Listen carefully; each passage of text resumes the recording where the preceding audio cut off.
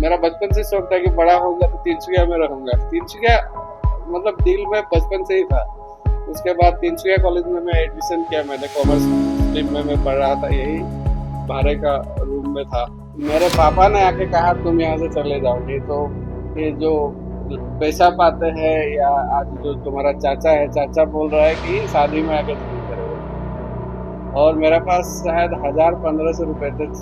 मैं दिल्ली आज तक देखा ही नहीं था। मुझे ट्रेन में उठा दिया, उन्होंने कहा यहाँ से चले जाओ, अगर यहाँ रहोगे तो मेरा बेटी का शादी नहीं होगा। उसके बाद मुझे दिल्ली भेज दिया गया। तो दिल्ली जाके मेरे पास तो पैसे ही नहीं। मैं स्टेशन पे जब टिकट काटने आया, जो टिकट काउंटर में जो लेडीज थी उसको 500 रुपए दिए, 300 तक के टिकट का। वो क्या किया, उन्होंने पैसे नीचे गिरा दिया और वो बोल रही है कि मुझे पैसे ही नहीं मिले।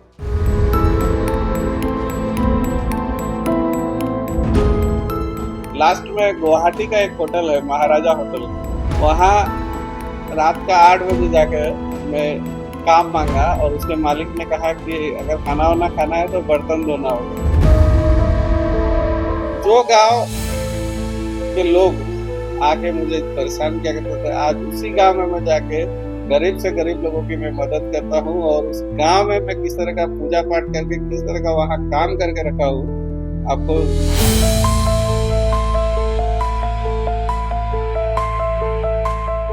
मैं 3 बार जो चीट फंड का, मैं 3 बार सुसाइड करने का सोचा था इस दौरान। बाद में मैं डिसीजन को कन्वर्ट किया। मैं बोला सुसाइड नहीं करूंगा, किसी से मरवा लूंगा खुद को। और इसीलिए हमेशा ऐसे लोगों को ही टारगेट करता था, बड़े बड़े लोगों को। हाँ, उद्देश्य सही हुआ करता था, पब्लिक इशू हुआ करता था, या जो भी इशू लेके ही मैं लगता था, लेकिन टारगेट ऐसे लोगों को ही करता था जो कल मुझे टारगेट करके मरवा दे।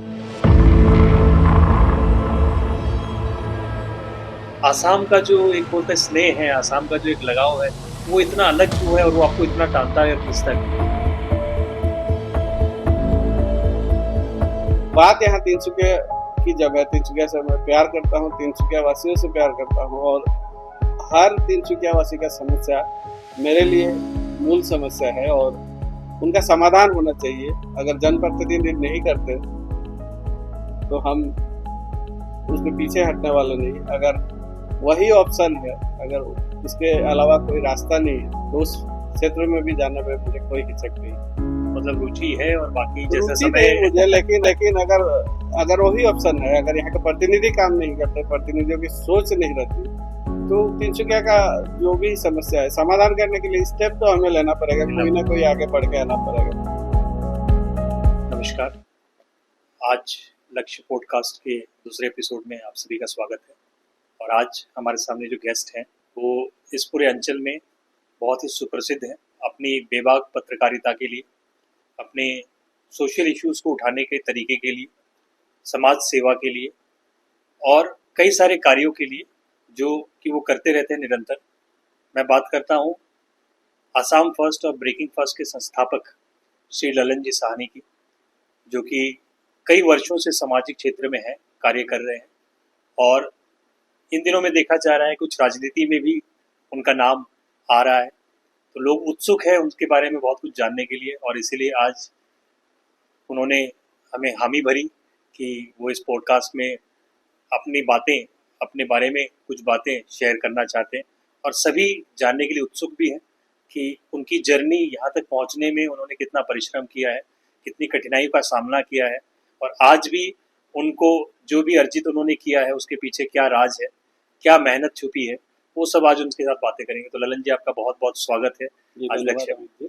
तो सबसे पहले तो आप हमें बताइए कि कैसा महसूस हो रहा है इस पॉडकास्ट में आकर। और हमारे लिए बहुत बड़ी बात है क्योंकि ये हमारा दूसरा ही एपिसोड है और आप एक शख्सियत हो, तो आपने हामी भरी इस पॉडकास्ट के लिए, तो उसके बारे में आप बताइए कि आपका क्या, किस वजह से आपने हमें हाँ भरी।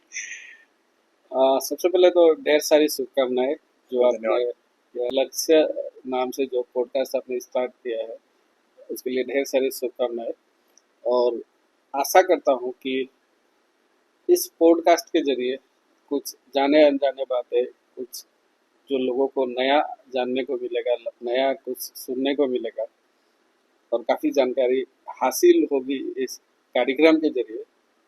तो एक बार फिर से ढेर सारी शुभकामनाएं देना चाहूँगा। और चूंकि पहले से भी हमारा बातचीत चल रहा था, हालांकि प्लेटफॉर्म प्लेटफॉर्म जो था फिक्स नहीं हुआ था कि क्या करना है क्या नहीं, लेकिन मैं पहले से ही जो है आपको प्रॉमिस कर चुका था कि कुछ बातें मैं रखूंगा आपके जरिए।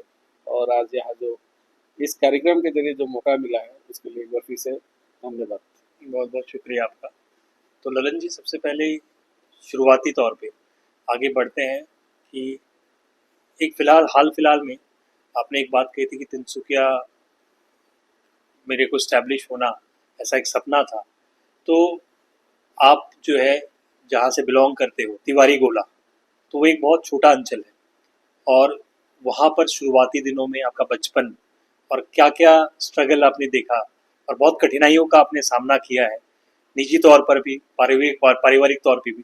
तो वो एक जर्नी आपकी कि बचपन से लेके जो आपने उस अंचल में क्या क्या चीज़ें देखी और क्या क्या कठिनाई आपको सामना करना पड़ा और बहुत सारा अभाव भी था उस समय में। तो वो थोड़ा सा फेज आपका हम जानना चाहेंगे, जो कि अभी जितने भी आपके दर्शक भी हैं, जितने भी आपकी फैन फॉलोइंग भी है, शायद उन्हें उस बात की कोई जानकारी नहीं। तो हम जानना चाहेंगे बचपन आपका कैसा था और कैसा तिवारी गोला में जो आपका समय उस टाइम में बीता था, वो कैसा समय। जी, थोड़ा बहुत अगर मैं लाइफ में बोला भी हूँ तो मैं शुरुआती दौर से मैंने अपने बारे में बताया नहीं। और सबसे पहले तो मैं बचपन में जाना चाहूँगा। पहली कक्षा या दूसरी कक्षा का जो उम्र था, मेरे माँ बाप ने ज़रूर मुझे जन्म दिया था, लेकिन एक हमारे खानदान के ही दादा दादी थे जिनके कोई बच्चे नहीं थे, और उनके यहाँ ही मेरा जीवन शुरुआत हुआ। बचपन से उन्होंने मुझे लगभग गोद लेके रखने की तरह क्लास 5 तक उन्होंने मुझे रखा था। और बचपन का जो वो समय था, कुछ इस तरह का मूवमेंट हुआ करता था कि जब मैं थोड़ा बड़ा हो गया था, तो मैं जब अपने उस मतलब दादा दादी के पास रहता था, जब मुझसे कुछ झगड़ा होता था तो पूरा कपड़ा बांध के मैं अपने मम्मी पापा के यहाँ आ जाता था। फिर मम्मी पापा से झगड़ा करके वहां जाके रहता था। लगभग वो उम्र खूब से खूब 4-5 साल का होगा, बचपना था उस टाइम। और धीरे धीरे बहुत लाड़ प्यार से उन्होंने मुझे पाला था। जो दादी थी स्पेशली काफी प्यार करती थी मुझे। और एक समय ऐसा भी आया था कि जो कुआं है, मैं अकेले खेल रहा था और आसपास कोई व्यक्ति नहीं था, और एक छाता जो है, छाता उड़ते उड़ते जाके उस कुआं में पहुंच जाने ही वाला था कि मैं पकड़ा, जैसे ही पकड़ा छाता को, मैं उस कुएं में गिर गया। लगभग 10 से 15 मिनट में उस कुएं में ही रहा। मैं बार बार डूब जाता था और उठ के आता था फिर, और वहाँ सांप का एक बिल था, उसको पकड़ के मैं अपने आप को सरवाइव करता था और चिल्लाता था। तो लगभग इस तरह का 10-15 मिनट चलने के बाद वो दादी को पता चला, वहाँ कुछ बच्चे खेल रहे थे, उन्होंने, वो दादी इतना मुझे प्यार करती थी कि वो अकेले जाके उस कुएं में कूद गई, और कूद के उसने मेरा जो है जीवन बचाया था। इस तरह का लाइफ में मेरा कई ऐसा मोमेंट रहा कि मैं मरते मरते बचा। और 5-6 तक क्या हुआ कि पापा को भी लगने लगा कि जब उनके वहां रह रहा हूँ तो उनको भी थोड़ा यह बात खटकने लगा कि मेरा लड़का हो क्या जो उनके वहां रह रहा है। उसके बाद थोड़ा अनबन होने के बाद में वापस मुझे घर में लेकर आए। और शायद इसी वजह से पापा का जो सोच हुआ करता था मेरे प्रति कुछ नेगेटिव भी हुआ करता था। और मेरा उस आज जिस तरह मैं बेबाक बोलता हूँ या बोलने में मैं थोड़ा भी कसर नहीं छोड़ता, उस समय मेरे पापा का सबसे बड़ा कॉम्प्लेन यह हुआ करता था कि ये कुछ बात ही नहीं करता। मैं हमेशा अपना सर नीचे रख के बैठा करता था। दुकान था मेरा, होटल था, उससे पहले तो काफी हमने सरवाइव किया, दुकान जब नहीं था उसके पहले। और ऐसा भी हालत था कि जब स्कूल में भेजा जाता था तो मेरी माँ जो चावल के पैसे बचा बचा कर मुझे पॉकेट खर्चा दिया करती थी। जब दिन भर का जो बाजार होता था जो घर के लिए, उसमें से थोड़ा चावल बचा के रख देती थी मेरे पॉकेट खर्च के लिए। तो इस तरह का मूवमेंट भी जो है हमने पार किया था। और जैसे कि मैंने कहा कि पापा का सोच मेरा प्रति एक स्ट्रिक्टली हुआ करता था, और इस तरह का मूवमेंट भी हुआ था कि एक बार टीचर ने मुझे काफी पीटा था और पीटने के बाद मेरे पीठ में छाले पड़ गए थे। नेक्स्ट डे मैं स्कूल नहीं गया तो वो दादाजी जो थे जिन्होंने मुझे पाला था, उन्होंने टीचर के वहां कंप्लेन करने चले गए और पापा ने किया कि मेरा दोनों हाथ रस्सी से बांध कर मुझे काफी गुस्सा उन्होंने दिखाया, काफी गाली दी। और वह मोमेंट भी काफी दुखद रहा मेरे लिए। चाहे इस तरह का काफी समय बीता, एक बार इस तरह का हुआ, पापा हमें बोला ना कि इस तरह मानते थे कि ये कुछ बोलने वाला ही नहीं है, क्या एक लड़का है कि ये बोलने की हिम्मत नहीं करता, हमेशा सर झुका के रखता है। तो एक समय ऐसा भी हुआ था कि एक लड़का मुझे काफी चिढ़ा रहा था, काफी धक्का मारा था। पहला बार मैंने किसी पर हाथ उठाया था उसको एक घुसा मारा, उसके नाक से कौन से खून क्लास निकला। की बात होगी? वही लगभग आपका 3-4 का होगा। अच्छा। बचपना था उस टाइम, कुछ हम लोग आम तो रहते, तो मेरा वो कमजोरी देख रहा था कि हमेशा डाउन हो गया रहता है, सर उठाता नहीं है। तो हाँ, दादागिरी और मुझसे। और पहला बार किसी को मारा था, बस एक घुसा मारा, उसका नाक से खून गिरने लगा। उसके बाद उसके घर वाले मेरे पापा को कंप्लेन करने गए कि आपके बेटे ने मारा।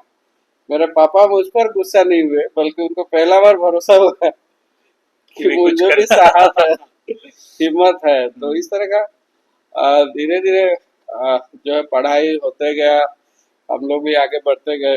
क्रिकेट में काफी शौक था, लेकिन आज जिस तरह जो गार्जियन जिस तरह सोचते हैं कि बच्चा अगर क्रिकेट खेल रहा है तो खेलाओ, गांव में इस तरह का सोच नहीं हुआ करता था। मेरा होटल था, बिजनेस संभालो, अगर 1 घंटा के लिए चला भी जाता था, पापा को पता चले तो ढेर सारी गालियां सुननी पड़ती थी। इसे बढ़ते बढ़ते बढ़ते मैं मैट्रिक पास किया। उसके बाद मेरा बचपन से शौक था कि बड़ा होऊंगा तो तिनसुकिया में रहूंगा। तिनसुकिया मतलब दिल में बचपन से ही था। उसके बाद तिनसुकिया कॉलेज में मैं एडमिशन किया, मैंने कॉमर्स स्ट्रीम में मैं पढ़ रहा था, यही भारे का रूम में था। फिर हाई सेकेंडरी फर्स्ट ईयर जो है, मेरा रिजल्ट सेकेंड डिवीजन मार्क होने के बावजूद सिर्फ 5 नंबर के लिए मुझे फेल कर दिया गया, जो बुक कीपिंग में। मैं उसी दौरान मैं पढ़ाई छोड़ा था। पढ़ाई छोड़ने का यह कारण यह था कि एक मेरा दोस्त, दोनों हम लोग रूममेट थे, उसका जो मेन लैंग्वेज था इंग्लिश था। और आपको पता है, आप टीचर है कि जिसका मेन लैंग्वेज अगर मेरा हिंदी है और उसमें अगर मैं फेल होता हूँ तो मुझे पास नहीं किया जाए। Course subject. लेकिन उसको पास कर दिया गया और मेरा लगभग 350 नंबर होने के बावजूद सिर्फ बुक की 5 नंबर कम होने की वजह से मुझे फेल कर दिया गया था। मैं कोशिश ही नहीं किया कि रीचेक करा जाए कुछ भी, मैं गुस्सा से छोड़ दिया उसके बाद। तो इसी दौरान ऐसा हुआ कि कुछ नेटवर्क कंपनी में करने लगा। साथ ही चिट फंड उस समय काफी चला करता था और पापा से अब थोड़ा दूरी बनाने लगा। मैं खुद इस्टेब्लिश होना चाहता था, क्योंकि वो जिस तरह मुझे सोचते थे, मेरा और उनका सोच काफी अलग हुआ करता था। तो काफी एक्टिवली मैं चिट फंड में मैं काम किया, एक कंपनी था। लेकिन इस तरह का हुआ करता था कि कुछ दिनों बाद इस तरह की कंपनियां बंद हुआ हो जाती थी। मैं घर से तिनसुकिया आया करता था, तिनसुकिया से घर, बाद में मैं भाड़े का घर यहीं पे ले लिया। और कुछ ही दिन बाद क्या हुआ कि वह कंपनी बंद हो गई। बंद नहीं होती, पैसा देना बंद कर दी, उनका फंड नहीं है, कुछ नहीं है, इस तरह के करके। और कहते हैं ना कि घर का लोग ही दुश्मन होते हैं। मतलब स्ट्रगल भी इतना रहा, लेकिन आप ये जितनी कहानियां बता रहे हैं, आप बहुत हंस हंस के बता रहे हैं कहानियां, लेकिन अंदर कहीं ना कहीं वो एक बताते हैं कि कितनी स्ट्रांग पर्सनालिटी होने के पीछे वो सारा स्ट्रगल इतने वर्षों का है। और आपने एक चीज बताई जो कि मैंने को मतलब बहुत ही भावुक करने वाली लगी, कि जो आपकी दादी माँ, जिनके पास आप रहे इतने वर्षों तक, उन्होंने जो कुएं में कूद कर और आपको जिस ढंग से बचाया, और कहीं ना कहीं वो जो लाड और प्यार आपको बचपन में मिला, साथ ही अपने अपने माता जी के बारे में बताया कि उन्होंने कैसे चावल के पैसे बचा बचा कर आपको स्कूल भेजा, तो लाड भी आपको बहुत मिला। और जैसे पिताजी के साथ आपने बताया थोड़े से खट्टे मीठे आपके संबंध रहे, और उसका कारण भी कुछ एक, मान लीजिए परिवार के ही आसपास के सदस्यों का भी उसमें कुछ बोलते हैं ना, घी में उसे छोकन लगा देते हैं मिर्ची का, तो थोड़ा सा तड़का का काम उन्होंने भी किया। तो वो पूरा मिक्स्ड बैग आपका जो रहा, उसकी वजह से कहीं आपको लगता है कि आपकी जो शख्सियत है आज, कितनी स्ट्रांग शख्सियत है, आप बेबाक बोल पाते हो, या कोई भी चीज़ों को रखने से पहले आप मतलब बहुत ज़्यादा नहीं सोचते हो किसी भी पर्सन के अगेंस्ट में आपको कुछ बोलना हो, अगर सही बात है तो आप उसको बेबाक बोलते हो। तो कहीं ना कहीं ये जो पूरी जर्नी रही है उसका कहीं ना कहीं बहुत बड़ा रोल है या नहीं है? मतलब अभी तक जो मैं बोला ये जर्नी नहीं है, हाँ। यहाँ से शुरुआत हुई थी मेरा स्ट्रगल अच्छा। जो मैं बोल रहा हूँ। उसके बाद आप सुनेंगे तो उससे भी खतरनाक जो है कहानी है मेरा। इसी दौरान क्या है, घर से मुझे निकाल दिया गया, मैं अलग रहने लगा। मेरी बहन का शादी था उस समय, जो मुझसे छोटी बहन थी। मेरे पापा ने आके कहा तुम यहाँ से चले जाओ, नहीं तो ये जो पैसा पाते हैं, या आज जो तुम्हारा चाचा है, चाचा बोल रहा है कि शादी में आके ज्वाइन करेगा। और मेरे पास शायद 1000-1500 रुपए थे। मैं दिल्ली आज तक देखा ही नहीं था। मुझे ट्रेन में उठा दिया उन्होंने, कहा यहाँ से चले जाओ, अगर यहाँ रहोगे तो मेरा बेटी का शादी नहीं होगा। उसके बाद मुझे दिल्ली भेज दिया गया। मैं दिल्ली जाके, मेरे पास तो पैसे ही नहीं है, दिल्ली जाके एक स्टेशन में बैठा हूँ। पैसे लगभग अकाउंट में मेरा शायद उस टाइम 700 से 700 रुपए थे, और वो भी अकाउंट मेरा ब्लॉक हो गया। मैं गलत पासवर्ड मार दिया वहाँ। स्टेशन, बस स्टेशन में मैं बैठा हूँ। वहाँ मेरा नसीब देखिए कि असमिया गमछा मेरा गले में था। एक आसामी आदमी वहाँ जूते का फैक्ट्री खोला था, नौगांव का व्यक्ति। वो अचानक कहाँ से पूछा मुझे पता नहीं। उसने पूछा कहाँ से आए हो आप? मैं बोला आसाम। यहाँ क्या कर रहे हैं? मेरे पास पैसे नहीं थे इसलिए बैठा हूँ। उसका जूता का जो फैक्ट्री था वहाँ मुझे लेके गया। मैं लगभग जूता की फैक्ट्री में वहाँ 15-20 दिन में काम किया। काम करने के बाद मैं बोला मुझे रिटर्न होना है, क्योंकि मैं गलत जब नहीं हूँ तो मैं जाऊँगी। हाँ, शादी के लिए मैं यहाँ से गया था। उसके बाद मैं वहाँ से, वो मुझे पैसे दिए, 850 रुपये थे मेरे पास। मैं स्टेशन में जब टिकट करने आया, जो टिकट काउंटर में जो लेडीज थी उसको 500 रुपये दिए, तिनसुकिया तक के टिकट का। वो क्या किया उन्होंने, पैसे नीचे गिरा दिया, और वो बोल रही है कि मुझे पैसे ही नहीं मिले। वहां तो मैं लड़ नहीं सकता। 350 रुपये बचे हैं और मेरे पास तिनसुकिया तक के आने के लिए टिकट के पैसे नहीं। 300 रुपये से मैं गुवाहाटी तक का टिकट किया। गुवाहाटी स्टेशन में बैठा हूँ। गुवाहाटी स्टेशन में अब वहां भूखा मैं बैठा हूँ। एक कोई सीआरपीएफ का जवान था, उनसे मैंने कहा कि थोड़ा हेल्प कीजिए, भूखा हूँ। उन्होंने 1 रुपया दिया मुझे, उससे पाव रोटी खा लो। मैं वो, अब वो 1 रुपया से क्या खाऊंगा? मैं घर में पीसीओ से कॉल लगाया, मैं आ रहा हूँ, जो होगा मैं देखूंगा, लेकिन आप मुझे डिस्टर्ब मत करना। फिर भी मुझे हिम्मत नहीं हो रहा कि मैं ट्रेन में उठ के तिनसुकिया जाऊँ। मुझे डर, उस समय तो उम्र ही मेरा कितना था, 20-22 साल था, 22 साल का आसपास। उतना दिमाग खुलता नहीं, गाँव का लड़का हूँ मैं। उस टाइम तो इतना दिमाग है नहीं मेरे पास, और डर भी काफी है, इतना झेल चुका हूँ।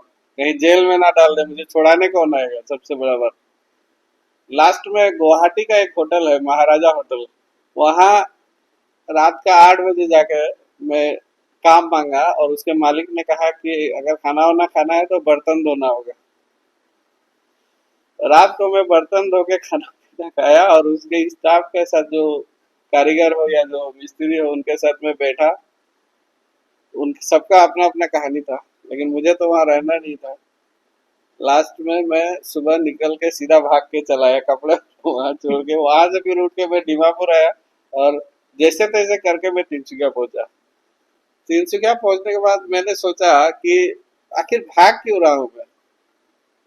और अब तक यही तिनसुकिया है कि लोग जब आते थे मैं टोपी पहन के घूमता था, क्योंकि इतना शर्मिंदगी मुझे महसूस होती थी। लोग जहां भी देखते थे मुझे बेइज्जत कर देते थे, इसीलिए मैं कैप लगाता था कि कोई मुझे ना देखे। मैं यहाँ आकर अपना श्राद्ध करवाया। मैं बोला आज से ये नहीं, मर गया। जब मैं गलत नहीं हूं तो मैं क्यों डरूंगा। मैं असमिया नीति नियम से मैं अपना श्राद्ध करवाया, और उसी दिन अपने आप को मैं बोला कि आज से मैं मर चुका हूँ, अब दोबारा मुझे मरने लायक कुछ है नहीं, अब जो होगा लड़ा जाएगा। लेकिन इस बीच भी मैं, जो है, एक तो मेंटेलिटी हो चुका था कि जी के ही क्या फायदा, आज जो हाल है मेरा। तो उस दौरान जब मैं बैक किया, ऐसे ऐसे लोगों ने मुझे सपोर्ट किया। एक मोची यहाँ बैठा था, करता था नौपुकरी में, वो कभी मुझे 50 रुपए का मदद भी किया है उसने मुझे। इस तरह का भी मेरा परिस्थिति था। काफी स्ट्रगल करते करते, हालांकि मेरे घर में रुपए पैसे की कमी नहीं थी, लेकिन कट ऑफ एक हो चुका था, जिसके वजह से मुझे कोई मदद नहीं मिला घर से। फिर मैं स्ट्रगल करते करते करते अपना जर्नी स्टार्ट किया। एक समय एक ऑर्गेनाइजेशन के लिए मैं इन्फॉर्मर का भी काम किया। उस ऑर्गेनाइजेशन का नाम नहीं बताऊंगा। कैसे भी सरवाइव करना है, कुछ रुपए पैसे कलेक्ट करके जो जेन्युइनली जिन लोगों को सका मैं वापस भी किया। और धीरे धीरे मैं संगठन, मुझे एक जिद था कि आज जो मुझे बिना मतलब का बदनाम किया गया है, अगर 10% बदनाम किया गया है, जो लोग आज मुझे बेइज्जत किए हैं, मैं उनको 100% उल्टा जवाब दूंगा। और जो गांव के लोग आके मुझे परेशान किया करते थे, आज उसी गांव में मैं जाके गरीब से गरीब लोगों की मैं मदद करता हूँ। और उस गांव में मैं किस तरह का पूजा पाठ करके, किस तरह का वहाँ काम करके रखा हूँ, आपको यह भी मुझे उसके बताने बारे की में जरूरत नहीं। मतलब पता भी है और उसके बारे में हम पूछेंगे भी आपसे। जी और ये पूरी कहानी, ये अगर अभी किसी को आप बताओगे तो वो बोलेगा ये कोई और आदमी था, जी ये ललन जी सानी हो ही नहीं सकते। इसके दो एस्पेक्ट बहुत ज़्यादा मार्मिक थे। एक तो आपकी बहन की शादी, जी जिसमें आपको नहीं अटेंड करने मिला, जबकि देखा जाए चिट फंड कंपनीज के बारे में आपने सच्ची बात कही कि चिट फंड कंपनीज में सिर्फ जिसके पैसे लगे हैं वो लोगों ने अपना जीवन नहीं खोया है, बल्कि जो लोग काम करते थे चिट फंड कंपनीज के लिए उन्होंने भी अपना जीवन खोया है। जैसे जी कि आपका उदाहरण, ऐसे कई उदाहरण हैं कि वो कंपनीज है वो तो अपने करोड़ों रुपया इकट्ठा करके यहाँ से दरवाजा बंद करके चली गई, लेकिन जो उनके लिए काम करते थे आज तक उन्हें भी वो चीज़ सुननी पड़ती है, या जिन्होंने उसमें पैसे लगाए थे उनके भी जीवन में कहीं ना कहीं उथल पुथल आया। तो उसमें लेकिन कोई भी जो आदमी जो निष्ठा से किसी कंपनी के लिए काम करता है तो दोष उसका नहीं है यदि उसमें वो सहभागी नहीं, तो वो दोष देना भी गलत था। लेकिन जैसा परिवेश था और आपने अपना श्राद्ध किया, ये भी मतलब एक चौंकाने वाली बात है।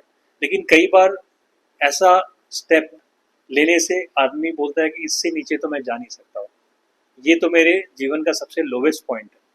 और जब लोवेस्ट पॉइंट पे आदमी पहुंच जाता है उसके बाद सिर्फ ऊंचाई ही वो छू सकता है, उससे नीचे तो जा ही नहीं सकता। तो वो शायद मेरे को लगता है कि आपके जीवन का सबसे लोवेस्ट पॉइंट था, जिस क्षण आपने वो अपना श्राद्ध किया असमिया नीति नियम के हिसाब से। और उस टाइम में आप बोलते थे कि जी के ही क्या फ़ायदा, लेकिन आज आपकी जो बातें हैं वो लोगों को प्रेरणा देती है, लोगों को जीने के लिए उत्साह देती है। तो ये जो बदलाव आया उसकी भी एक बहुत बड़ी जर्नी है। और सबसे पहले उसकी जर्नी की शुरुआत, जैसे कि आपका संगठन के साथ जो जुड़ा, जी संगठन के साथ जुड़ के आपने जो कई पेपरों की कटिंग, कई सारे मीडिया में आपने इंटरव्यूज, और आपने एक संस्था का शुभारंभ किया था जिस संस्था ने लोगों के लिए काम करना प्रारंभ किया।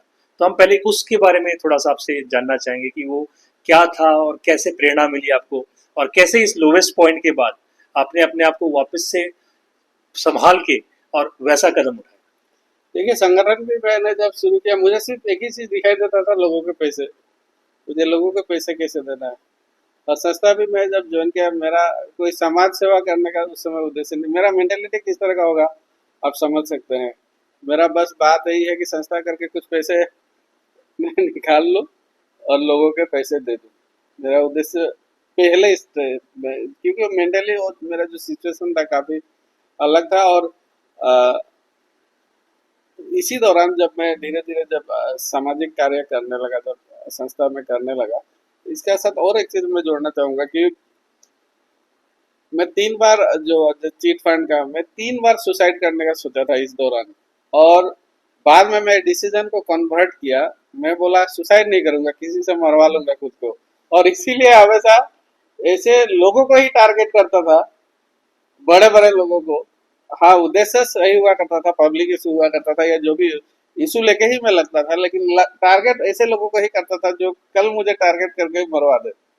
लेकिन उनको जो किसी ने मुझसे उस तरह का अटैक तो नहीं किया, लेकिन उनको टारगेट करते करते मैं खुद आज उनके लेवल तक पहुंच गया। आज मेरा ये पहुंचने का यह भी एक कारण है। और संस्था, जब मेरा पहला सोच हुआ करता था कि बस पब्लिक का पैसा देना कुछ करके बस संस्था करके, ये नहीं कि मुझे चंदा उठाना है या किसी को ब्लैकमेल। हाँ, काफी काम किया जा सकता है संस्था में, जो लोग रहते हैं कुछ ठेका कॉन्ट्रैक्ट या इस तरह का कुछ काम हम करके अपना पैसा इनको कैसे भी देना है। लेकिन एक व्यक्ति से मिला मैं उस दौरान, और उन्होंने जिस तरह का, किसी संगठन ने उनके बच्चे को मार दिया था, और उन्होंने संस्था मुझ पर वो गुस्सा निकाल रहे थे कि आप लोग सस्ता करके क्या करते। मेरा बच्चा को मार दिया किसी संस्था ने, एक ऑर्गेनाइजेशन में नाम नहीं लेना चाहता। और मैं उनको कहा कि देखिए, मैं हम लोग जो आज संस्था कर रहे हैं, हम लोग किसी को मारने के लिए नहीं, हम लोग आज लोगों की सुरक्षा के लिए, लोगों के जो है उनका क्या अधिकार है हम उसके लिए काम कर रहे हैं। और इस दौरान मैं उनके काफी बातों से प्रभावित हुआ, और उनको मतलब जिन्होंने मारा था टेररिस्ट ऑर्गेनाइजेशन भी आप मान के चले। और ये चीज मैं नाम नहीं लेना चाहूंगा, ये ऑर्गेनाइजेशन नहीं जो आज हम लोग संस्था कर रहे हैं तरक्की। और उनसे प्रभावित हुई हुआ कि आज लोग हमसे उम्मीद कितना करते हैं। एक जब मैं संस्था चला रहा हूँ तो हमसे आज लोग उम्मीद करते हैं। अगर आज उनका मुझ पर गुस्सा है तो इसीलिए है कि वो मुझसे उम्मीद कर रहे हैं। अगर उम्मीद नहीं करते तो मुझ पर गुस्सा नहीं करते। और मेरा ब्लड में वो नहीं, क्योंकि मेरे पापा काफी सोशल वर्क किए हैं। और एक चीज और है कि मेरे वजह से आज उन्होंने भी दूसरा लाइफ पाया है, क्योंकि जितना मुझे परेशान किया गया, आज वो लोग कितना परेशान हुए होंगे मेरे वजह से। तो जो उन्होंने आंसू रोया है, मेरे बहन को भी लोग हंसते थे जब बस में वो लोग स्कूल जाते थे, चाहे इस तरह का भी परिस्थिति होती थी कि कहीं भी जाते थे तो लोग उन पर हंसते थे। तो जितना उन्होंने रोया, वो आंसू उनको मैं ऐसा एक काम करना है जिनसे उनको मैं फिर से खुशी वापस ला सकूं, वो मुझ पर गर्व कर सके। जो लोग मुझको लेकर उन पर हंसते हैं, वो उल्टा उनको कल जाके बोले कि आपका लड़का ये, आपका लड़का यह कर रहा है। और इसी दौरान मैं धीरे धीरे जो है, पैसा जितना जरूरत था मैं लगभग पैसा लोगों को धीरे धीरे जितना सका मैं किया। अब मेरा काम था कि मैं जो खोया हूँ उसको मुझे वापस पाना है। रुपया पैसा मेरे लिए मैटर ही नहीं था, क्योंकि उसके बाद मुझे क्या करना है, रुपया पैसा कोई फैक्टर ही नहीं था। तो बस अब अच्छा कुछ काम करना है, और जो चीज खोया हूँ उसको मुझे वापस लाना है। और इसी दौरान मैं कई ऑर्गेनाइजेशन किया। हिंदू छात्र संस्था किया मैंने, हिंदू जल सर्टिफिकेट किया, बजरंग दल भी किया मैं। और इस दौरान काफी मैंने काम किया। काफी काम, जब आप संस्था को लेकर जब काम एक्टिवली करते हैं तो काफी लोग आपको अटैक भी करते हैं, और काफी केस भी मेरा ऊपर हुआ उस टाइम। कई केसेस हुए। मैं हिंदू ऑर्गेनाइजेशन कर रहा था, तो आप सोच सकते हैं कि किस तरह का वो सिचुएशन रहा होगा। और बार बार मुझ पर केस ही हुआ करता था, कभी डकायत केस तो कभी क्या केस हुआ करता था, क्योंकि लेकिन वो केस खत्म भी हो जाता था कुछ दिनों बाद। मुझे रोकने का काफी प्रयास किया गया, और जितना मुझे रोका गया मैं उतना आगे बढ़ते गया। अंत में किसी एक कारण से, जो संस्था में था, संस्था का नाम नहीं लेना चाहूंगा, एक झंडा का केस हुआ था। मैं खुल के बोलता हूँ कि मैंने भी पैसे लिए हैं संस्था चलाने के लिए, चैनल चलाने के लिए। गाय का और देश के खिलाफ मैं आज तक काफी स्ट्रगल किया, और एक पैसा किसी का देने का हिम्मत नहीं हुआ, और ना मैं लिया।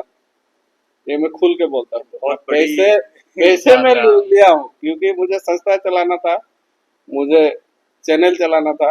पैसे तो लेना पड़ेगा, लेकिन किसी का नुकसान ना हो, किसी आम जनता का नुकसान ना हो, हमारे देश का नुकसान ना हो। और कम से कम गाय के मामले में मुझे लाखों ऑफर आए थे, मैं आज तक 10 पैसा किसी का हिम्मत नहीं है कि बोल दे कि मैंने लिया। और इसी वजह से मुझ पर केस भी हुआ करता था। एक झंडा का केस हुआ था साइडिंग में, और अंत में मुझे जो संगठन और एक नया खोलना पड़ा। हर जगह कुछ ना कुछ मेरा कैलकुलेशन नहीं मिलता था। कैलकुलेशन मैं अपना तरीका से संस्था करना चाहता था, और लोगों के बीच जो है मेरा वो चीज मिलता नहीं था। हमेशा मैं अलग सोच रखता था। और वह जो झंडा का केस ये इसीलिए हुआ था कि कुछ आपत्तिजनक हालत में झंडा रखा गया था। मैंने केस दिया था, और मेरे ऑर्गेनाइजेशन के व्यक्ति ने वो जो केस है वापस लेने के लिए थाने में एक रिटर्न डॉक्यूमेंट दिया था अपने संस्था के पेट। और उसी दिन मैंने कहा कि मैं जहां भी कर लूं, मुझे कहीं ना कहीं से मुझे बाधा देना लोगों का तय है। मैं खुद संस्था खोलूंगा। और तब मैंने असम संग्रामी ऐक्य मंच खोला, और लगभग 1.5-2 साल में हमने काफी गरीब बच्चों को, मैं शुरुआती दौर से आज तक नहीं होने से भी कम से कम हजार हजार बच्चों को मैंने किताब दिया, पुस्तकें दी मैंने। मैट्रिक पास जो बच्चे करते हैं, पुस्तकों की कीमत आप समझ सकते हैं। मैं कोई 5-6 के बच्चों को नहीं, मैट्रिक पास जो बच्चे हुआ करते थे उनको पुस्तक, एडमिशन से लेके कितनी युवतियों का मैंने शादी करवाया, मैं हिसाब नहीं बताऊंगा। कितने श्राद्ध करवाए, लोगों के कितने मदद किए होंगे मैं उसका। हाँ, पुस्तक बांटे वो पेपर कटिंग है, लेकिन मैं किसी का शादी करके तो फोटो नहीं डालूंगा, या किसी का चिकित्सा करवा के तो मैं फोटो डालूंगा। बहुत सा सीक्रेटली मैं पैसा जो भी मिलता था, देखिए मैं 90% अच्छा काम करता हूँ, 10% मैं बुरा काम करता हूँ, लेकिन वो भी मेरा नीति आदर्श क्या है। मैंने कहा कि हर चीज में मैं पैसे नहीं लेता, और जो पैसे लेता हूँ उसका एक हिस्सा गरीब लोगों की मदद के लिए मैं खर्चा करता हूँ, और लेता हूँ तो खुल के बोलता हूँ कि मैं लेता हूँ, लेकिन किसी के मदद के लिए ही लेता हूँ, ना कि अपने स्वार्थ के लिए। क्योंकि पैसा का मुझे जरूरत नहीं। आप आज भी देखेंगे मेरा अकाउंट ही नहीं है, चैनल का ट्रांजेक्शन जो है मेरे भाई का नाम से चलता है, वो भी पूरा जो है जीएसटी ये सारा चीज लेके। तो पैसा का कभी कीमत में समझा नहीं, क्योंकि पैसे ने उस समय मुझे औकात दिखाया था, और आज मैं पैसे को औकात दिखाता हूँ, इसीलिए उसका कीमत ही मैं नहीं समझता। और उसके बाद जो है आसाम फर्स्ट कैसे खुला, मैं आपको वो भी बता दूं। उस पे भी आएंगे हम जी। लोग, आसाम फर्स्ट पे। तो जो असम संग्रामी ऐक्य मंच है, ये हमने खोल के काफी लोगों का मदद किया। काफी जो है असम का समस्या, असम का मुद्दा हमने लगातार उठाया, और कई चीजें जो है हमने समाधान की। और इस दौरान जो है यहाँ के स्थानीय विधायक से भी काफी तर्क वितर्क हुआ। प्रेस भी देकर उन्होंने मुझे खुलेआम मेरी बात कही। एक जगह चैनल पे उन्होंने कहा जहां भी एक व्यक्ति आ जाता है, इस तरह का वीडियो वायरल भी हुआ था। तो संस्था में काफी जो है मतलब केसेस बहुत मेरे अपने ऊपर। अच्छे लेवल पे जो है संस्था का काम किया। जी और ये मेरे हिसाब से लगभग जिस पॉइंट पे आप थे, जी जिस टाइम में आपने बताया कि आपने अपना खुद का श्राद्ध किया, जी। ये उससे लगभग कितने वर्षों बाद की बात होगी ये जो? ये टोटल जो है आपका 25 साल का बीच का है। 25 नहीं होगा, 40 साल हुआ था मेरा, तो आप लगभग 25 वर्ष का, 15 साल 17 साल का अंदर का बात है। अच्छा, उसके अंदर अंदर ये सारा 15 साल जो के है। अंदर का बात है। लेकिन संस्था में आपने जब काम किया, आपने बोला आपको पहचान भी मिली जी और आपके बहुत दुश्मन भी बने उस टाइम पे, जी और बहुत सारे केस भी आपके ऊपर दर्ज हुए। जी और मतलब वो जो पीरियड था, कहीं ना कहीं ललन साहनी जो आज हम देख रहे हैं, वो बनने में संस्था का बहुत बड़ा योगदान था क्या, या उस फेज का बहुत बड़ा योगदान था क्या? आपको ऐसा लगता है देखिए, क्या? मैं एक उदाहरण हमेशा देता हूँ हाँ। कि आप ये जो लोहा जो होता है, दो टाइप का होता है। एक मिट्टी लोहा बोलते हैं, माटी लोहा जो खोला जाता है, और एक जो तलवार या जो दांत बनाया जाता है, वह एक लोहा होता है। मैं वो मिट्टी लोहा होता तो कब का टूट के खत्म हो जाता। मेरा लोहा का क्वालिटी, और मैं सबको यही चीज बोलना चाहूंगा कि मिट्टी का लोहा मत बनो। लोहा ऐसा बनो कि जितना पीटो उतनी ही तुम्हारी जो धार है मजबूत हो। चमकती जाए, उतने ही तेज होते जाओ। अगर मैं इतना नहीं पीटता, इतना मुझ पर अत्याचार नहीं होता, इतना केस नहीं होता, तो शायद मैं 2 दिन जेल में भी रहा हूँ। मैं तिनसुकिया जेल में, वो भी मारपीट का। एक लॉटरी हमने खेलाया था, तो उस टाइम क्या, मैं तो हमेशा कुछ ना कुछ लफड़ा होता ही था। तो जो यहाँ के ऑफिसर थे, उन्होंने मुझे पहले ही वार्निंग दे के रखा था कि कुछ हुआ तो सीधा भेज दूंगा। तो लॉटरी हमने खेला के वो ऑफिस हमने निर्माण कर रहा था, तो दूसरे लोग भी हमारे डुप्लीकेट सेम, और एक ऑर्गेनाइजेशन, वो भी डिस्ट्रिक्ट के, मैं भी प्रेसिडेंट था, वो लोग भी प्रेसिडेंट थे। तो दिल्ली बाजार में कुछ मारपीट का केस हुआ। मारपीट केस होने के बाद थाने में टेक्निकली मुझे बुलाया गया, और काफी धमकी भी दिया गया। मैं, उन्होंने सोचा कि मैं डर जाऊंगा। मैं बोला आपको जो करना है कर सकते हैं, अगर मुझे जेल भेजना है तो उन्हें भी भेजना होगा। और जिसने मुझ पर केस दिया, जो पार्टी का, उसका प्रेसिडेंट भी मेरे साथ ही उस रूम में रहा इत्तेफाक से, और वो मेरा बिस्तर उस्तर ठीक करता था। तो मैं कहीं जाके केयर नहीं, मुझे डरने लायक कोई चीज ही नहीं है मेरे लिए, डर वाला चीज ही नहीं है। अब आगे बढ़ते हैं। मतलब ये तो बोलते हैं कि ये जैसे बोलते हैं ना, बॉलीवुड मूवी का पूरा एक बढ़िया स्क्रिप्ट, वो अब क्या है जीवन, कि इतनी सारी चीजें हैं जो शायद आज हम लोग देखते हैं आपको तो हमें ऐसा यकीन करने भी मतलब वो मुश्किल होगी कि ये वही इंसान है जिसकी इतनी सारी अप डाउन्स की लाइफ स्टोरी रही है, इतना सारा स्ट्रगल, इतनी सारी चीजें। और आज भी कहीं ना कहीं आपके व्यक्तित्व में वो स्ट्रेंथ इसीलिए झलकती है क्योंकि आपने बोला था लोहा जितना पीटा जाता है उतना मजबूत है होता है। और साथ ही हमारे जितने भी व्यूअर्स हैं उनके लिए भी आपने एक बहुत बड़ा मैसेज दिया है कि भाई लोहा जितना पीटा जाता है उतना ही धारदार होता है, धारदार बनो ना कि टूटो, कि जितनी मुसीबत आए उसको झेलो ना कि उससे टूट जाओ। अब आगे बढ़ते हैं, जो मेन पहचान आपकी बनी कि ये आइडिया कहाँ से आया, असम फर्स्ट और ब्रेकिंग फर्स्ट समाचार, ये जो दो चीज की जर्नी है जिससे आज ललन साहनी जी की पहचान है और जिसके माध्यम से आपने लोगों का बहुत भला भी किया, लोगों के बारे में बहुत सारी आवाजें भी उठाई और कई बार उसके लिए लोग आपको पसंद भी करते हैं, कई लोग आपको नापसंद भी करते हैं। लेकिन ये शुरुआत कैसी हुई इसके बारे में हम विस्तृत में जानना चाहते हैं कि ब्रेकिंग फर्स्ट और असम फर्स्ट की क्या कहानी। मैंने पहले ही कहा कि इतने केसेस हुए मेरे ऊपर और केस खत्म भी हो जाते थे। केस इसीलिए मुझ पर दिया जाता था और प्राय जो केस हुआ करता था मुझ पर डकैती का केस हुआ करता था।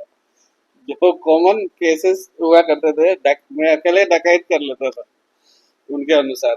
और इसी दौरान मैं अपने गांव के लिए देखिए, मेरा गांव का सड़क जो है अभी फिर खराब हो चुका है, लेकिन देवहल से अगर तिवारी गोला का अगर बात करें वो रोड अगर बना था तो मेरे आंदोलन की वजह से ही 18 साल बाद बना था। ऑयल इंडिया 5 करोड़ रुपया फंसा हुआ था, पीडब्ल्यूडी कहते थे कि वे काम करेंगे, ऑयल कहता था कि वो काम करेगा, और इसके वजह से वो लोग 2-3 साल से काम रोक के रखे थे।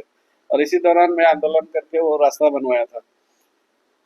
फिर सोचा कि कुछ गांव के लिए भी किया जाए, जब सस्ता कर ही रहा हूँ। तो इसी दौरान पता चला कि सैकड़ों लोगों को वहाँ कैंसर हुआ है और इसका मूल कारण है वहाँ लगभग 1 से 1.5 किलोमीटर एरिया में कई ईंट भट्ठा है, और जिसका जो पोल्यूशन की वजह से या जो कैंसर हो रहा है, और काफी लोग मरे भी थे, एक एक घर में 2-2 व्यक्ति मरे थे।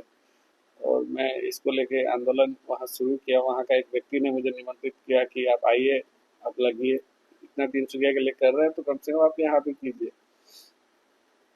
उसी दौरान वहाँ लगभग 1200 लोगों ने जो है हस्ताक्षर भी किया था। हम लोग जो सेक्रेटरिएट में जाके एक तब सर्वानंद सोनवाल थे सीएम, सेक्रेटरिएट में हमने जमा भी दिया था। और सेक्रेटरिएट में एक व्यक्ति ने मुझे कहा था तुम बहुत गलत जगह हाथ दे रहे हो, देख लेना मुसीबत में पड़ सकते हो। व्यक्ति को मैं पहचानता नहीं, मैं बोला देख लूंगा।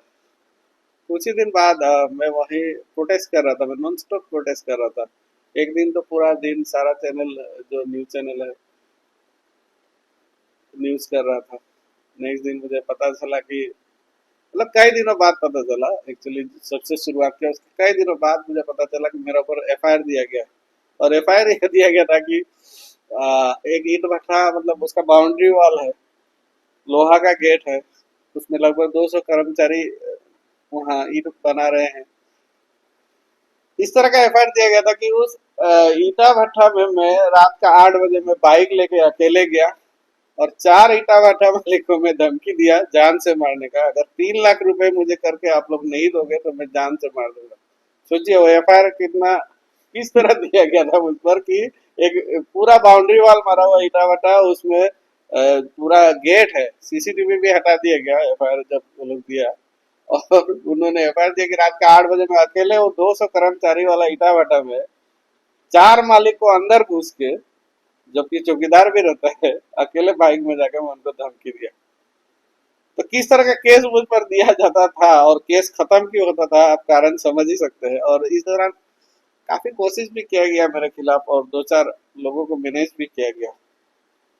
इस तरह का सुनने को मिला, 2-4 मीडिया को मैनेज करने की कोशिश किया गया मुझे कमजोर करने के लिए।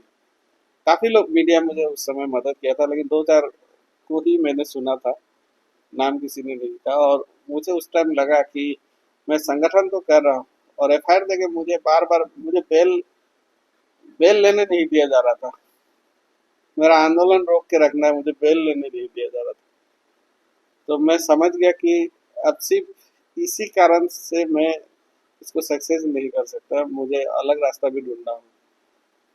तभी मैंने असम फास्ट जो है थाना चाराली में ही मैंने स्टार्ट किया और स्टार्ट करके मैं काफ़ी बाद में इन लोगों ने केस भी जो है ख़त्म हो गया, ये ईटा भट्टा के केस भी ख़त्म हो गया। मैं बोला ना लगभग 20-25 केस मेरे ऊपर हुए, लेकिन इसी तरह देते थे लोग और बाद में वो ख़त्म खत्म हो हो जाता जाते थे। सिर्फ मुझे रोकने के लिए इस तरह का केस दिया जाता था।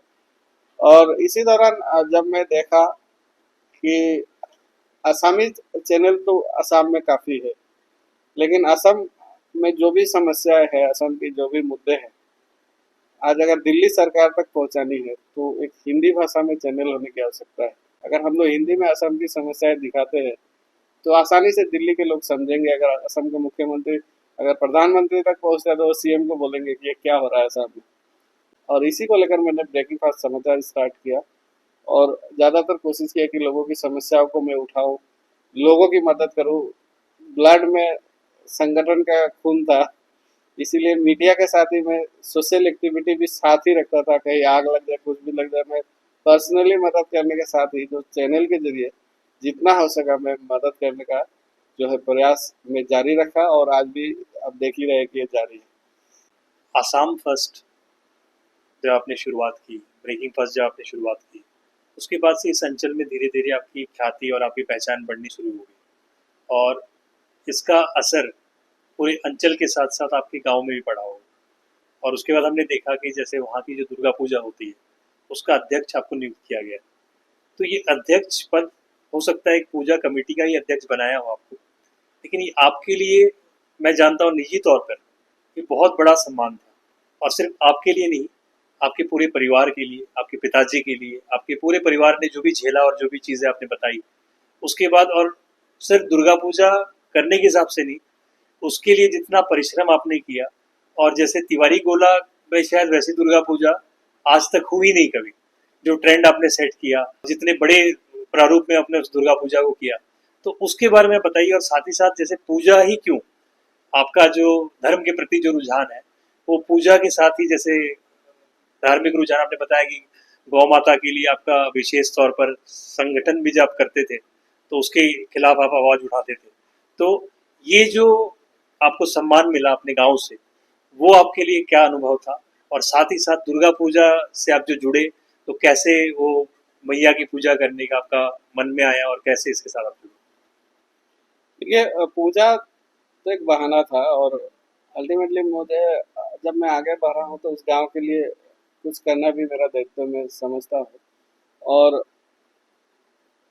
दो कारण था, यह पूजा जो है मैं बड़े स्तर पर करना इसीलिए चाहता था कि उस गांव की सड़क की समस्या या उस गांव की जो समस्या है, वहाँ के जनप्रतिनिधि की जो भूमिका है काफ़ी निराशाजनक है। और मैं एक ऐसे गांव से बिलोंग करता हूँ, यहाँ आज 5G काम करता है, लेकिन वहाँ 2G लायक भी नेटवर्क नहीं है।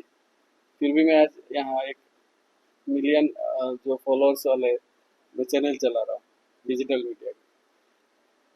कम से कम वहाँ के लोगों की समस्या वो जो है लोगों के आकर्षण में लाए, उनके नज़र में लाए, लोग समझे कि आज के समय में भी गांव के लोग, क्योंकि परेशान तो मेरे चाचा ने किया था, लेकिन गांव वाले जितने जो हो, आज मेरे गांव वाले हैं वो मेरा जन्म स्थान है। और एक माँ बाप के प्रति जितनी जिम्मेदारी मेरी है, अपने गांव के प्रति मैं जिम्मेदारी समझता हूँ, क्योंकि वो मेरा जन्मभूमि है। और अगर मैं वहाँ से निकल कर आया हूँ तो मेरा भी कर्तव्य है, और इसीलिए कम से कम नज़र में लाऊं वहाँ की चीज़ें। और इसी उद्देश्य से मैंने जो है दुर्गा पूजा किया, और आज दुर्गा पूजा के वजह से ही आज तिवारी गोला को लगभग तीनसुकिया के लोग पहचानने लग गए। उससे पहले लोग पहचानते नहीं थे। और दो नंबर, वहाँ जब यहाँ के लोग वहाँ पहुँचेंगे तो वहाँ के लोगों की मेंटेलिटी भी बदलेगी, क्योंकि गांव के लोग आज लगभग थक चुके हैं, वहाँ के हार चुके हैं, क्योंकि जनप्रतिनिधि तो उनके बारे में सोचते नहीं। तो नए नए लोग यहाँ से जाएंगे। आज जो भी गए, बड़े बड़े बिजनेसमैन गए, अच्छे अच्छे लोग वहाँ पहुँचे, तो इससे क्या है, कम से कम वहाँ एक पॉजिटिव सोच लेके कुछ तो उनमें जो है हिम्मत बढ़ेगी, लोगों पे मोटिवेट होंगे। पहला कारण ये था। और वहाँ काफ़ी समस्या है, विशेष तौर पर हर वर्ष फ्लड की जो समस्या है, मैं हर वर्ष जितना सका मैं वहाँ फ्लड रिलीफ खुद देता था। लेकिन मैं, कुछ लोगों का यह भी धारणा है कि फ्लड रिलीफ देने से फोटो नहीं डालना चाहिए। वो अपनी जगह ठीक है, लेकिन मैं फोटो डालने का मूल कारण यही हुआ करता था कि अगर मैं वहाँ बांट रहा हूँ तो इसी बहाने और भी लोग देखेंगे और वो भी जाके वहाँ के प्रेरित लोगों होंगे। की मदद करेंगे। और इसीलिए मिली भी, उन्हें काफ़ी मदद मिली। और आज कभी भी जब वहाँ फ्लड का सिचुएशन होता है तो एक, अगर वहाँ जाकर आप देखें तो वहाँ के लोग जिनकी मैंने मदद की, भगवान की तरह मुझे मानते हैं। तो कम से कम कुछ हद तक तो आज मैं वहाँ के लिए भी काम कर पा रहा हूँ। आज पूजा भी जब मैं किया, दुलेजन समस्ती के सेकंड पोजीशन में था मेरा पूजा। और धर्म ही ऐसा मार्ग है जो किसी भी स्थान के लिए पॉजिटिव एक ए ला सकता है। और दूसरा कारण यह है कि वहाँ जो है क्रिश्चियन धर्म, जो धर्मांतरण का जो है काफी बड़ा वहाँ जो प्रयास किया जाता है उस प्राय बागान एरिया में। और सभी हिंदू ही लोग हैं, लेकिन उन्हें कुछ ना कुछ समझा के धर्मांतरण उनका कराया जाता है। तो इस तरह की पूजा होने से कम लोगों में एक अवेयरनेस की भावना होगी और धर्मांतरण कुछ हद तक रोक पाएंगे। यह भी एक इसका मूल कारण था। आगे और बढ़ते हैं, जैसे अभी हाल फिलहाल में आपके सामाजिक कार्यों की वजह से, आपकी पहचान की वजह से राजनीतिक क्षेत्र में आपका नाम बड़ी जोर शोर से आ रहा है, और ऐसा माना जा रहा है कि ललन साहनी जी आने वाले जो विधानसभा चुनाव है आसाम के अगले वर्ष, उसमें प्रतिनिधि के रूप में जो है अपने हाथ आजमाएंगे। और इस बात की कोई क्लैरिफिकेशन अभी तक कहीं पे भी आपने किसी प्लेटफॉर्म पे नहीं दी है। तो मैं चाहूँगा कि आज इस प्लेटफॉर्म के माध्यम से, क्या ललन साहनी जी का मन है ऐसा कि इस जो है तरीके से भी जन सेवा की जाए? जी, विशेष तौर पर जब हम समाचार करते हैं, जब कुछ सड़कों का निर्माण हो जाता है या जो काम हो जाता है, तो लोगों का भी उम्मीद जगता है। और लोग जिस हद तक काम हम कर पाने की उम्मीद करते हैं, उस हद तक सिर्फ समाचार करके ही हम उसे जो है कर पाना संभव नहीं मानते। और इसीलिए काफ़ी लोगों ने मुझे कहा कि अगर आप प्रतिनिधि के तौर पर चुन कर आते हैं तो कम से कम 100% यहाँ काम होगा। अभी आप समस्याएं देखा कर अगर 30% भी अगर काम यहाँ करवा पा रहे हैं, तो आप अगर आप जैसे लोग आते हैं तो पॉलिटिक्स में कम से कम 300 वासियों का जो डायरेक्टली हेल्प होगा, डायरेक्टली जो यहाँ का समस्या है समाधान होगा। इस तरह का काफ़ी लोगों ने जो है मुझे सजेशन दिया है, काफ़ी लोगों ने कहा है और इस पर विचार भी मैं कर रहा हूँ। अगर इस तरह का ही अगर बात है, बात यहाँ किसी का विधायक का बनने का नहीं, मैं कहा ना, मैं ये सब चीज़ मेरे लिए मायने ही नहीं रखता। और आज एक चैनल में भी आज मैं विधायक का जितना टीआरपी है मैं उससे कम नहीं मानता, क्योंकि मैं कहीं भी जाता हूँ आज जो प्यार मिलता है मुझे, ललन भाई करके जो सारे लोग मिलते हैं, ना मुझे पैसे चाहिए, ना मुझे नाम मिलने वाला है विधायक होने के बाद या इस सब का। मैं ऑलरेडी स्टेब्लिश्ड हूँ यहाँ, मुझे इसके लिए एक अलग से कोई राजनीतिक प्लेटफॉर्म की आवश्यकता नहीं। लेकिन बात यहाँ तिनसुकिया की जब है, तिनसुकिया से मैं प्यार करता हूँ, तिनसुकिया वासियों से प्यार करता हूँ। और हर तिनसुकिया वासी का समस्या मेरे लिए मूल समस्या है और उनका समाधान होना चाहिए। अगर जनप्रतिनिधि नहीं करते तो हम उसमें पीछे हटने वाले नहीं। अगर वही ऑप्शन है, अगर उसके अलावा कोई रास्ता नहीं है, तो उस क्षेत्र में भी जाने में मुझे कोई हिचक नहीं। मतलब रुचि है, और बाकी जैसा रुचि समय नहीं मुझे, लेकिन लेकिन अगर अगर वही ऑप्शन है, अगर यहाँ के प्रतिनिधि काम नहीं करते, प्रतिनिधियों की सोच नहीं रहती, तो तिनसुकिया का जो भी समस्या है समाधान करने के लिए स्टेप तो हमें लेना पड़ेगा, कोई ना कोई आगे बढ़ के आना पड़ेगा। लेकिन यह शौक नहीं मुझे कि मैं विधायक बनूं या कुछ इस तरह का कुछ है नहीं, क्योंकि मैं शुरुआत से कहते आ रहा हूँ केवल कि जन सेवा के भाव मैं से जो है। देखिए स्टार्टिंग में ही मैंने सोचा था, मैं भगवान से एक ही प्रार्थना किया था बाद में कि मुझे 40 साल तक जिंदा रख दे, ताकि जो मैं खोया हूँ वो पालूं। और मैं अभी बोनस में जी रहा हूँ, तो मुझे उस तरह का आशा आकांक्षा कुछ नहीं है कि मैं एक विधायक बनूंगा या ये मेरा कोई इस तरह का नया से परिचय तो पाना है नहीं, या कुछ कमी भगवान नहीं रखा है। जब मैं 1 रुपए का जब ब्रेड खाने के लिए किसी ने पैसे दिए, बर्तन धो के मैं उस दिन जिया था 12 घंटा 14 घंटा भूखे रहने के बाद। तो और क्या मुझे पाना है और खोना है। और एक चीज आपको बोल दूं, मैं सक्सेस एक विधायक होके नहीं हो सकता। सक्सेस मैं उस दिन होगा जिस दिन उस महाराजा होटल को खरीद लूं, तब मैं मान लूंगा कि मैं सक्सेस हुआ। हम आशा करते हैं कि ये भी आपका सपना जरूर पूरा हो, और जिस निष्ठा के साथ, जिस मेहनत के साथ आप लगे हुए हो, उस मेहनत पे हम आते हैं कि ललन जी साहनी 24 घंटे की आपकी जो दिनचर्या होती है, कितना वक्त आपको सोने के लिए मिलता देखिए सिचुएशन का डिपेंड करता है, क्योंकि कभी कभी ऐसा भी होता है कि रात को 12 बजे कहीं आग भी लगा हो, कहीं कुछ दुर्घटना भी घट जाए। हमारा क्या काम रहता है एक्चुअली, हमारा कर्तव्य है कि हम समाचार करें। है? बिल्कुल। लेकिन आग लगने से लोग सोचते हैं कि मैं जाके आग बुझाऊंगा। इस तरह का मुझे कॉल आता है कि आग लगा, आप पहुंचे नहीं, आप नहीं आने से कैसा होगा, किस तरह का एक्सपेक्टेशन लोगों का रहता है। कहीं एक्सीडेंट हो गया, मैं क्या कर सकता हूँ? अगर एक मीडिया है का हिसाब से अगर देखा जाए, मैं न्यूज ही कर सकता हूँ। लेकिन मुझसे लोग कितना एक्सपेक्ट करते हैं कि आप यहाँ मर जाएगा, आप आइए एक बार, कम से कम पहुंचिए एक बार। तो लोगों का एक्सपेक्टेशन कितना होता है मुझसे। और इसीलिए रात का 12 बजे 1 बजे मैं अभी मोबाइल साइलेंट करके सोता हूँ, क्योंकि मेरा बीच में प्रॉब्लम हो गया था कि जब रात को फोन आने से मेरा सर चक्कर देने लगा, पूरा शरीर कपने लगता था। इस तरह का इशू हो गया था मुझे। रात को फोन, इतने फोन आते हैं रात को, इसीलिए अभी साइलेंट करके सोता हूँ। कुछ अर्जेंट उनसे कॉल बैक करता हूँ मैं, लेकिन नींद या कोई गारंटी नहीं है कि किसी का मुसीबत हो तो उपाय भी नहीं। तो उससे आपके हेल्थ पे भी आपको लगता है इफेक्ट कुछ देखिए हुआ है? हेल्थ जो है, हेल्थ अभी काफी कुछ मुझे दिखाना है। ट्रीटमेंट अभी बीच में मेरा कमर दर्द हुआ था, मैं ठीक से चल भी नहीं पा रहा था, लेकिन फिर भी मुझे न्यूज करना है। लोग बीच में मारपीट जो हुआ था, ये सब इतना फोन आया मुझे, जाकर वो कमर पकड़ पकड़ के मुझे न्यूज करना पड़ा। तो हेल्थ अब वो बहुत कुछ पीछे छूट चुका है। अब हेल्थ अगर खराब भी हो, मतलब इस तरह का हो चुका है कि एक न्यूज नहीं समझते लोग। ब्रेकिंग फास्ट पे न्यूज एक चलाना है ये नहीं समझते। वो समझता है कि मैं पहुंच जाऊंगा तो उनका मदद हो जाएगा। मतलब हम एक बात बोलते हैं कि लाइफ लाइन, जी एम्बुलेंस जो कार्य करती है ना, कि जो बीमार पेशेंट होता है उसे तुरंत वो हॉस्पिटल तक पहुंचाती है।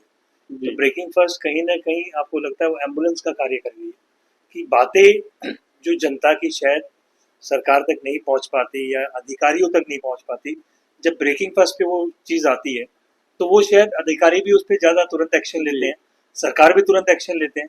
तो इसीलिए जो लोग हैं वो आपको इतनी प्राथमिकता देते हैं, प्लस आप बहुत इजीली एक्सेसिबल हो, लोगों को आपको पहुंचने में बहुत समय नहीं लगता। वो एक नंबर डायल किया और ललन जी तुरंत वहां पे अवेलेबल है, और जो भी कोई हो, चाहे वो पहचान वाला हो चाहे वो नहीं पहचान वाला हो, आप तुरंत जाके वो समाचार वहां पे कवर करते हो, और कवर करने के बाद उस पर नहीं, एक्शन होता मैं है। समाचार नहीं कहूंगा। मैं समाचार अगर कवर नहीं भी कर पाता हूँ तो कुछ लोगों का फोन में ही मदद कर देता। जी। समाचार उद्देश्य नहीं रहता है, खबर तो अलग चीज है, लेकिन उस व्यक्ति को प्रैक्टिकली क्या हेल्प किया जा सकता है। क्योंकि मैं पहले ही कहा कि सोशल जो एक्टिविटी का जो ये है, ब्लड सर्कुलेशन जो मेरे अंदर में है, मैं खबर बाद का सोचता हूँ, पहले उसके लिए कर क्या सकता हूँ मैं, वो सोच मेरा पहले आ जाता है। इसीलिए लोग ज्यादा उम्मीद बनाए रहते हैं मुझ पर। लेकिन इस स्ट्रगल में ही आपको आनंद आता है कि अभी ऐसा कुछ हो गया है क्या, कि अगर लाइफ थोड़े दिन तक सब सही चलता रहे तो ललन जी को क्या बोरियत लगती है, और कुछ ना कुछ मसालेदार या कुछ ना कुछ ऐसा चाहिए लाइफ में? देखिए लाइफ में अगर किसी दिन मुझे टेंशन ना मिले तो मुझे टेंशन हो जाता है। अच्छा। सबसे बड़ा चीज तो ये है कि इतना आदत हो चुका है कि मैं मजबूर हूँ, मतलब टेंशन ना मिले तो टेंशन लेने को। और हर महीना कोई ऐसा महीना नहीं जाता हो जिस महीने में किसी का साथ मेरा पंगा नहीं होता हो। पंगा भी होता है, और मेरा स्टाइल थोड़ा अलग है। लोग डिफेंसिव सोचते हैं कि कोई अगर उस पर आक्रमण करे तो डिफेंसिव हमेशा रहना चाहते हैं, छोड़ो कौन लागे। लेकिन मैं डिफेंसिव नहीं, मैं हमेशा अटैकिंग पोजीशन में रहता हूँ। और मेरा मानना यह है कि आगे वाले को अगर आप मौका दोगे अटैक करने को और आप डिफेंसिव हो जाओगे तो अटैक करते चला जाएगा। तो मैं मौका कभी नहीं देता कि वो मुझ पर अटैक करे। अगर वो मुझे 1% अटैक करेगा तो मैं उस पर 100% अटैक करता हूँ। और हर महीना इस तरह का मिलता है कुछ ना कुछ, और उसको मैं निपटा भी लेता हूँ। तो ये सब रहेगा। और ये तो पहले ही कह चुका हूँ आपको कि देखिए ये सब चीज जो है अब मेरे लिए मायने ही नहीं रखता। मैं केयर ही नहीं करता किसी का, कोई मार मार दे मर जाऊं। लेकिन एक आसामीज में कहावत है कि एखो गोरो मारिले बाघरो मरण है। 100 गोरू को मारने से बाघ का भी मरण होता है, तो मैं बिना मारे बाघ नहीं होना चाहता। मैं वो 100 गोरू मार के ही मैं बाघ बनना चाहता हूँ। जब मरना ही है तो बिना मारे क्यों बनूंगा। एक गाय का बात नहीं है, एक कहावत है। सही और बात। मैं मारने में विश्वास रखता हूँ, उसके बाद मरने में विश्वास रखता हूँ, ना कि बिना मारे मरने वाला में से। अच्छा, एक जैसे आखिरी पड़ाव की ओर हम लोग बढ़ रहे हैं, इसमें एक चीज मैं जानना चाहूंगा विशेष तौर पर, आसाम के लिए जो प्रेम है आपके हृदय में और असम वासियों के लिए जो प्रेम है, जो ये आपकी जन्मभूमि भी है, ये आपकी कर्म भूमि भी है, यही आपने सब कुछ देखा, तो आसाम बोलते हैं ना पूरा भारतवर्ष है, लेकिन आसाम का जो एक बोलते हैं स्नेह है, आसाम का जो एक लगाव है, वो इतना अलग क्यों है और वो आपको इतना टानता या खींचता क्यों है? देखिए, मैं पहले ही कह चुका हूँ कि जो खून का रिश्ता होता है, जरूरी नहीं कि वह रिश्ता ही सब कुछ है। और असम में मैं जब ब्रेकिंग फास्ट समाचार शुरू किया, मैं एक चीज आपको बताना चाहूंगा। शुरुआत में लोग मुझे कहते थे कि तुम हिंदी का क्यों बेइज्जती कर रहे हो, क्योंकि मेरा हिंदी स्पष्ट नहीं था, अभी भी नहीं है। अभी भी मैं 70% मेरा क्लियर है, अभी भी 30% बाकी है। क्योंकि मैं यहाँ के कल्चर, यहाँ के जो लोग हैं, यहाँ असमीज कम्युनिटी ने जो मुझे मदद किया है आज तक, आज के डेट में सभी कर रहे हैं। मैं किसी आज मारवाड़ी कम्युनिटी मेरे साथ जिस तरह खड़ा होता है, एक समय शुरुआती दौर में मैं ज़्यादा जुड़ा हुआ नहीं था। और असमीज कम्युनिटी के जो मेरे दोस्त हैं, जो लोग हैं, जो संस्थाएं हैं, आज कई संस्थाओं में पदाधिकारी है मेरे साथ के लोग। जब मैं संस्था की, अगर मैं डिस्ट्रिक्ट प्रेसिडेंट हुआ करता था, तो कई संस्थाओं के प्रेसिडेंट आज सेंट्रल कमेटी में भी। तो जिस तरह उन्होंने सपोर्ट किया, जिस तरह एक साथ हमने काम किया,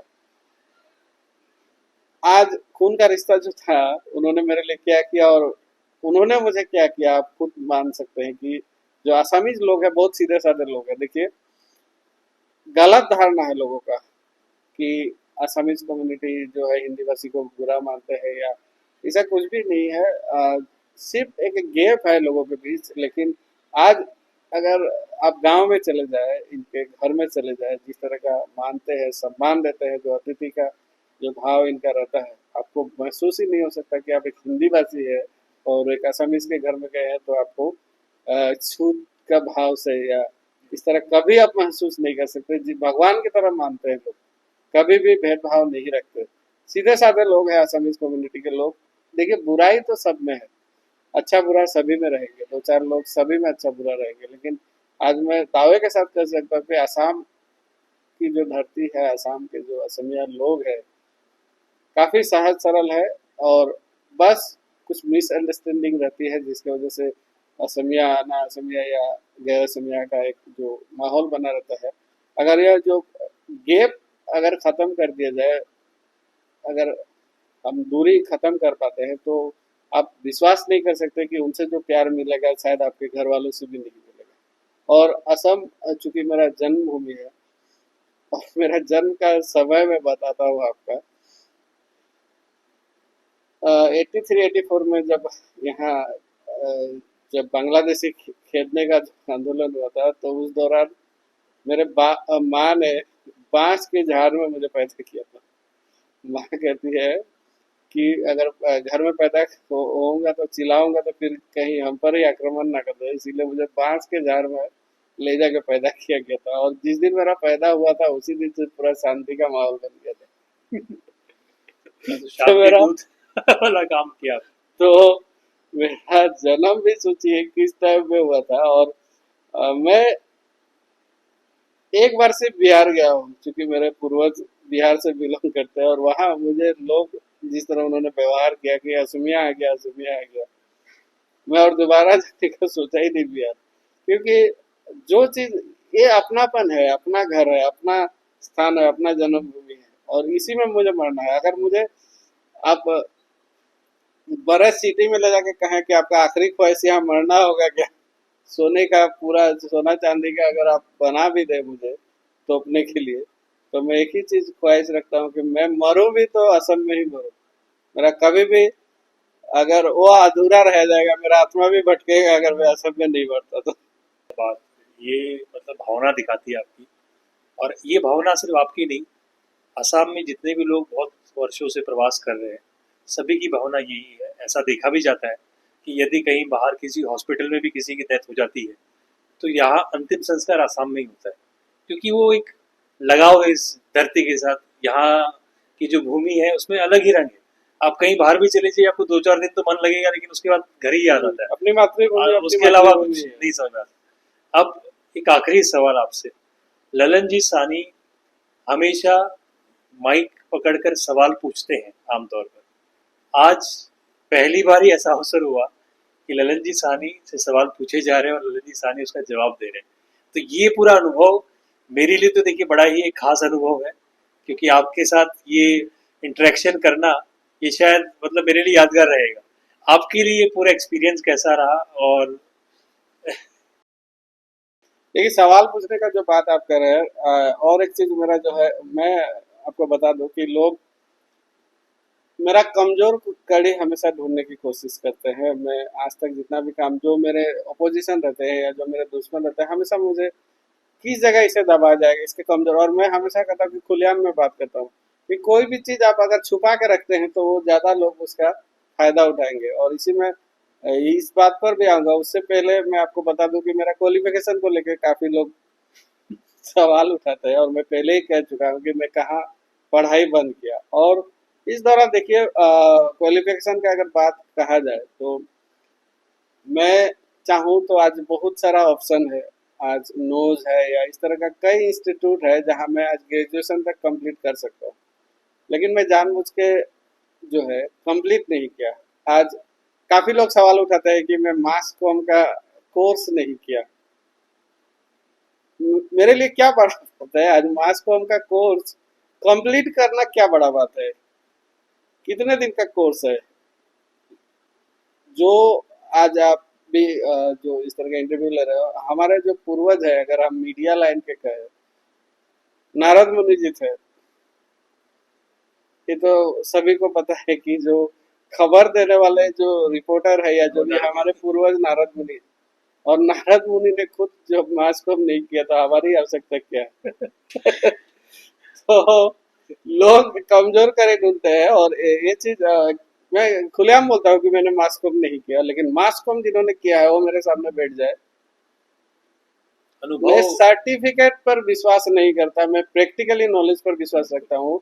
मैंने ग्रेजुएशन कंप्लीट नहीं किया, मैं हाई सेकेंडरी तक में नहीं पढ़ा हूँ, लेकिन हाई सेकेंडरी पढ़ने वाला या ग्रेजुएशन कंप्लीट करने वाला मेरे साथ आके बैठ जाए और बात करे मेरे साथ, उनका नॉलेज शेयर करें, मेरा नॉलेज मैं शेयर करता हूँ। सर्टिफिकेट बड़ा इशू नहीं होता है। मैं कोई भी इंस्टीट्यूट में पढ़ के आज भी मैं सर्टिफिकेट पा सकता हूँ। कोई भी मास कॉम का सर्टिफिकेट में जाके एडमिशन लेके कोर्स करके मैं कंप्लीट कर सकता हूँ, लेकिन मैं जानबूझ के नहीं करता, क्योंकि मैं दिखाना चाहता हूँ कि बिना सर्टिफिकेट के भी लोगों की योग्यता है, और योग्यता ही मेन है, नॉट की सर्टिफिकेशन मेन चीज है। लेकिन ये इसका कोई गलत फिर मीनिंग ना निकालने की, सही पढ़े बात है, ही नहीं। पढ़ाई जरूरी मैं है। अपना बात बोल रहा हूँ, लेकिन पढ़ना जरूरी है लोगों का। और 2 नंबर बात, जो आपने यह कार्यक्रम शुरू किया, देखिए इस तरह का आज जो लोगों को मौका मिले अपनी बातें रखे और मेरी नेगेटिविटी जो है वो छांट दे लोग। मैं यही कहूँगा कि सब लोग अब इसी तरह बोलने ना आ जाए। मैंने अपना माइनस भी रखा, बेबाकी से रखा, लेकिन मैं बुरा कर रहा हूँ इसका मतलब कोई बुरा करे या जरूरी नहीं है काम कभी भी ना करे। मेरी अगर कुछ अच्छाई है, आपको लगा कि हाँ इसने कुछ अच्छा काम किया है, तो उसी को जो है इस चैनल के आपके जरिए, इस कार्यक्रम के जरिए उसको वो लेकर आगे बढ़े। अगर कुछ अच्छा लगा तो, और इस तरह का कार्यक्रम के जरिए जो है आपने, मैंने तो अपनी बुराई रखी ही, साथ ही जो आपके जरिए मैंने जो कुछ अपनी बातें, अपनी अच्छाई रखने का प्रयास किया, इसके लिए आपके इस कार्यक्रम की आयोजित, जो आयोजन कर रही है आपकी पूरी टीम, यज्ञनाथ हो या आप हो, इसको मैं बहुत बहुत धन्यवाद देना चाहता हूँ। और एक बार फिर से ढेर सारी शुभकामनाएं देना चाहूँगा, क्योंकि इस तरह का कार्यक्रम तिनसुकिया में पहली बार शुरू हुआ है, और इसके जरिए जो है यह मैसेज कम से कम जाएगा कि इस कार्यक्रम के जरिए काफ़ी चीज़ें जो है, अनजाने पहलू, अनदेखे पहलू लोगों तक पहुँचे। और यह जो कार्यक्रम है आप जारी रखिए, मैं भी उम्मीद करूँगा कि आने वाले समय में यह सिर्फ तिनसुकिया तक ही सीमित ना रहे, असम तक ही सीमित ना रहे, असम के अन्य राज्यों में भी भारत के जो है यह कार्यक्रम आप कर पाए, वहाँ से भी अतिथि आप बुला पाए। बहुत बहुत धन्यवाद ललित जी। और ये मेरा पूर्ण विश्वास है कि आपसे जितनी बातचीत हमने की, और शायद समय का हमें भी बोध नहीं रहा कि कितना समय चला गया, कि जितनी भी बातचीत की इसमें सीखने को बहुत कुछ है। कि आज आप जिस ऊंचाई पे हो, आपने भी उस ऊंचाई को पाने के लिए बहुत सारा स्ट्रगल झेला है। और ऐसा देखा जाता है आजकल के युवा में खासकर, कि थोड़ा से कोई तकलीफ आती है तो लोग अपना जो है धैर्य खो देते हैं और कोई गलत कदम उठा लेते हैं, या अपना जो है बिल्कुल हार मान लेते हैं। तो जब कहीं पे दिखे कि ये रोड खत्म हो रहा है तो कोई दूसरा रास्ता खुलेगा। बस इच्छा शक्ति रखने की जरूरत है, जैसे कि आपने रखी, और आज आपने इतनी ऊंचाई पाई। और ऊंचाई पाने के बाद भी आपके मन में ये जो एक चीज़ है कि मुझे कुछ नहीं पाना है, मुझे जो करना है लोगों के लिए करना है, शायद यही आपकी सबसे बड़ी ऊर्जा है। और हम आपको बहुत बहुत शुभकामनाएं देते हैं कि आपने जितना अर्जित किया है जीवन में, आगे भी आपका जो लक्ष्य है इस समाज के लिए, इस असम प्रदेश के लिए और इस पूरे देश के लिए, आप उस लक्ष्य में सफल हो। और यूं ही बेबाक तरीके से अपनी बातों को रखें, और यूं ही बेबाक तरीके से अपना कार्य जो कर रहे हैं वो करें। और तिवारी गोला बहुत बहुत भाग्यशाली है कि उसने ऐसे सपूत को जन्म दिया, और आज तिवारी गोला का नाम ललन साहनी जी के नाम से पहचाना जाता है। तो हम आपको बहुत बहुत धन्यवाद करते हैं कि आपने अपना बहुमूल्य समय दिया हमें, और बहुत बहुत धन्यवाद। ये बहुत बहुत धन्यवाद।